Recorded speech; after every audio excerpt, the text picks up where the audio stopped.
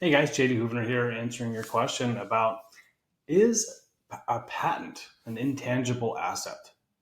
Okay, well, that's quite the question there and a mouthful to say, especially in the morning.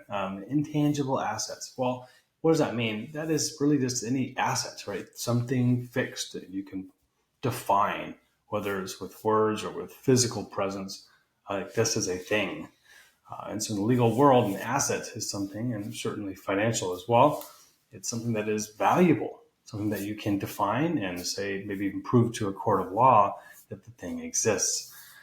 The problem with some assets is that they're not physical, right? You've got, some assets, in your bank, you have a certain amount of money, but you don't have the cash in front of you. So maybe in that sense, it's not physical. It's just a digital reference to an amount of an asset that you have in a bank somewhere that you could go get. So that is what's called intangible. Intangible asset is something that you can not really touch and feel. And that's exactly where patents fit. Patents are intangible assets because you have the rights, a bundle of rights, including the right to make, use, sell, and import your invention once you get a patent granted.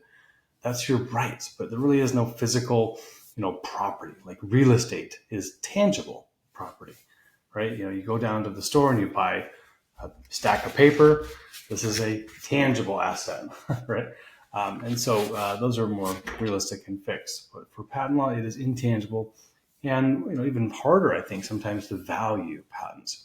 So that's some other area we can talk about another day, where even though it's got some value, the question is how much. And that will depend largely on the scope of claims as well as the market demand for your invention. All right, everybody, have a great day. Go big, go bold.